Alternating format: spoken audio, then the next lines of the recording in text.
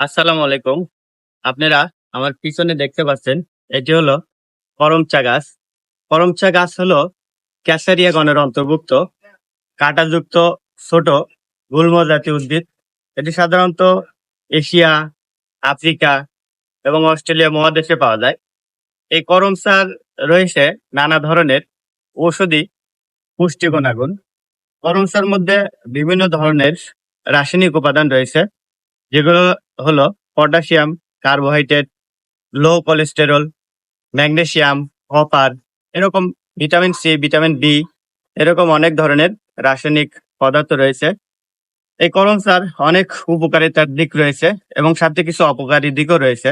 আমি যদি উপকারী দিক সম্পর্কে বলি, উপকারী দিক হলো এই করম সাতে ভিটামিন বি থাকে, যা শরীরে বিভিন্ন ধরনের চুলকানি রোগ সহ নানা ধরনের শরীরের ত্বকের সমস্যা দূর করে।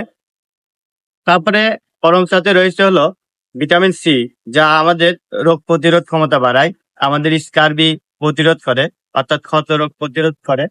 তারপরে করম চাতে রয়েছে হলো লো কোলেস্টেরল। লো কোলেস্টেরল থাকার কারণে এটি আমাদের জন্য, আমাদের হার্টের জন্য খুবই ভালো। এটি আমাদের কিডনি এবং লিভারের জন্য খুব ভালো।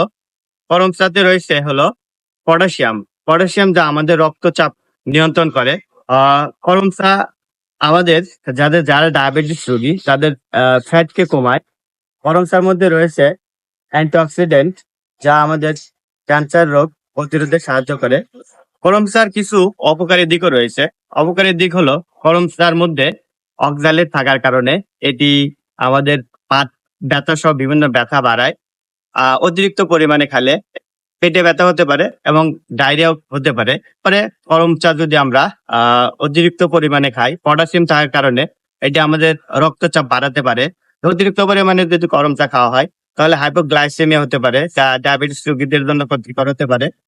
করম চা অম্লীয় বা অ্যাসিডীয় ফল হওয়ার কারণে, যা আমাদের দাঁতের এনামেল ক্ষতি করতে পারে। তাই বেশি পরিমাণে আমরা করম চা খাবো না। পরিমিত করম চা খেলে আমরা এর উপকার পাবো। আর বেশি পরিমাণে খেলে আমরা এর অপকারী দিকটাও আমাদের মধ্যে দেখা দেবে। এবার আমি আপনাদেরকে বলবো করম চা আমরা কিভাবে খেতে পারি।